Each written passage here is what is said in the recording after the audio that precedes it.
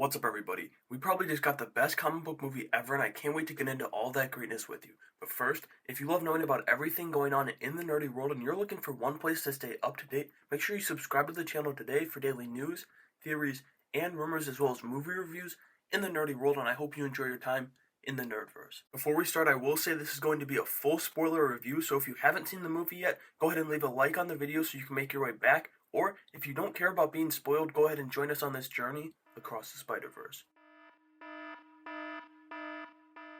Let's start where the movie started, where we find ourselves with Gwen on her Earth as we get an incredibly emotional start to the movie going through her spider tragedy. Haley Steinfeld was fabulous on the mic in this one, giving a touching performance as Gwen, who struggles with both her father, as well as balancing life in the Spider Society and life with Miles. We witness her Peter turn into the Lizard as he struggles with boys in high school, only to meet a devastating end at the school dance as he attacks one of his bullies, but Gwen steps in not knowing who it is, only for Peter to lose his life as the ceiling comes down on him. Some time passes and Gwen is struggling in day-to-day life as medieval Vulture pops up on her Earth as the intro movie flips from heavy emotions into badass action. As Gwen struggles in her fight against Vulture, we're introduced to Spider-Man 2099 Miguel O'Hara as well as a pregnant Jessica Drew. The fight between the three of them and Vulture is really cool as it kicks off what's another visually stunning movie in a blend of animation styles. Gwen is ultimately brought into the Spider Society as she reveals her identity to her father, who's been hunting her since the death of Peter and can't put the badge down to be a father, so she leaves. From there, we return to Miles and his Earth for a good chunk of the movie and meet the catalyst of the movie, the Spot.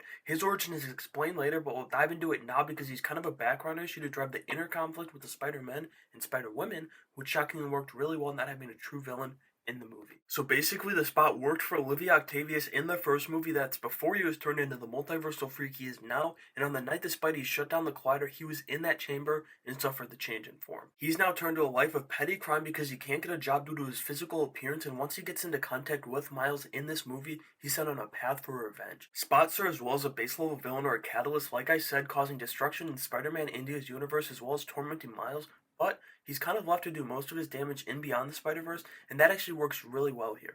I usually prefer a villain not be used this way, but it's done so delicately, I can't help but love it. Now let's get back to Miles though, because he remained the star of the movie even though I had my doubts it would be a No Way Home situation where Tom Holland was outshined by Andrew, Toby, as well as William Dafoe. But that wasn't the case. Miles and his family were very much at the heart of this movie, and it's truly the strong thread that keeps him and Gwen from breaking apart completely when they struggle because of Gwen's secrecy. Not only does Miles struggle with being around for his family, he struggles with that and really struggles with who he can trust, which leads to a lot of inner conflict in his Spidey circle. Once we leave Brooklyn after the Morales family drama where his mom tells him to go get the girl after grounding him, Miles ends up at Spider Society HQ where he meets Miguel O'Hara voiced by Oscar Isaac. If you follow me on Twitter, you know I was stunned by his voice acting along with a couple other members of the cast, but Oscar was amazing. Miguel kind of takes the villain role a little bit, but it's much more sophisticated than just saying he was the villain. It's an intriguing situation where he's a veteran Spidey, he claims to be the man keeping the multiverse together. However, the mistake Miles makes in disrupting a canon event is one that Miguel made in the past as well,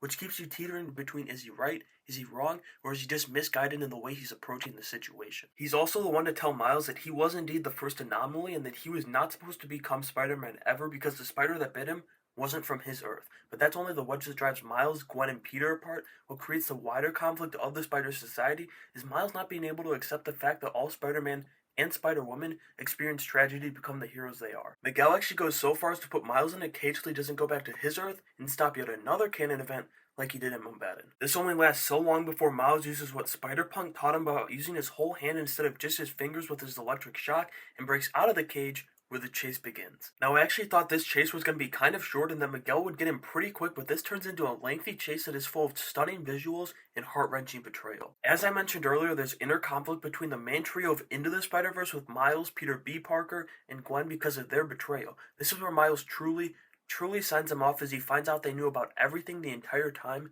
and that's why they didn't come to see him. It's one of the more heart-wrenching moments in this whole movie, and it's all because of wonderful work from Haley Steinfeld, Jake Johnson, and Shamik Moore doing their voice acting. Miles is able to stay strong and not let the emotion get to him, though, as extending the chase and drawing all the spiders out of HQ was his plan because he's going to slip back to return to his Earth. The only spider remaining at HQ is Spider-Bite, but she's not physically there to stop him, and she eventually sees a flaw in Miguel's way, allowing Miles to escape when she has a chance to stop him. Again, the tension, emotion, All of it created during this extended sequence is just magnificent and sends you on a roller coaster of emotions. But as I said, Miles makes it out thinking he's going back to his Earth, and the Spider Society think that's where he went to, but that's not the case because the spider that bit him was from Earth 42, not his Earth, which is designated 1610. So Gwen manages to get to Earth 1610 only to find Miles' room empty and his parents confused and wondering where he is, just like the Spider Society. Jester overhears Gwen's plan to go save Miles, but doesn't stop her, which I really liked. I said earlier Miguel is a hard character to lean one way or the other on, but Miles and Gwen are so incredibly easy to love that you kind of end up hating Miguel by the end of the movie, and I cheered on the inside when Jess let Gwen go. And to answer the question of where's Miles, well, he's on Earth 42, the only Earth without a Spider-Man, and an Earth where Miles' father died instead of his uncle. However, Uncle Aaron is still a thief on this Earth, seemingly supporting Miles and his mother, but there's another motive behind that, as Miles is knocked out only to awaken hanging upside down, where Aaron puts on a Prowler glove, and Miles thinks his uncle on this Earth is the same as his, but once again, that's not the case, as the real Prowler is lurking in the rafters of the room and drops down only to reveal himself as Earth 42's Miles Morales. This was one of the greatest twists in any movie in my opinion. Granted, I probably should have seen it coming, but I was so caught up in just experiencing the movie that my mind wasn't scrambling like it usually is, and that's just a true testament to how good this movie was. Oh, and before we get to the final stretch of the movie, I want to touch on the cameos in Spider HQ. There were tons, but 3 of them were really cool. And well, some of them weren't cool, they were kind of sad, but anyway, they were all 3 live-action appearances. There were 2 during the Spideys having to go through their horrific moments, with both Andrew Garfield losing his Gwen Stacy, and then Tobey Maguire losing his Uncle Ben. Both were very, very tasteful cameos. They didn't shove it down our throats, and that was much appreciated because sometimes this stuff can just get so tiresome, even though I do love my cameos. Then the third one, and I gotta say my favorite cameo, was Donald Glover appearing in full Prowler attire, locked up because he ended up in the wrong universe. I don't mean to be petty here and seem like a hater, but how is it that Sony got him to come do 90 seconds of cosplay and say a few lines, but Lucasfilm can't even get him to come to a Lando series that was announced like 5 years ago? Okay, I'm sorry, I just had to say it. I really am sorry.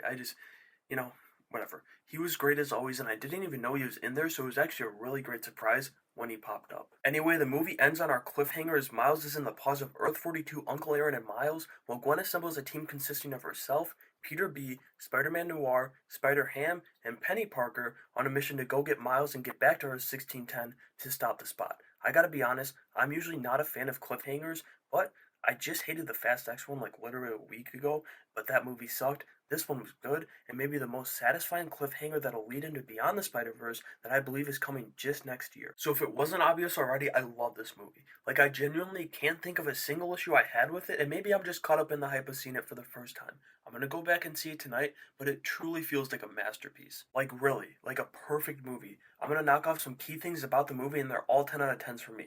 The whole plot, the family elements, the soundtrack, the comedy, and the heart of the movie, its emotional moments, they were all perfect. But as always, I want to know what you guys thought about it too, so let me know down in the comments below, and go vote on the poll I posted in the community section of the YouTube channel as well. I hope you enjoyed this review of Spider-Man Across the Spider-Verse, and I hope you enjoyed the movie as much as I did too. If you did, make sure to leave a like on your way out and subscribe to the channel as I strive to build a big, great community. Thanks once again for checking out my review of Across the Spider-Verse, and I hope to see you all around the channel in the future. If you're looking for more videos to watch, you can head to my channel right now.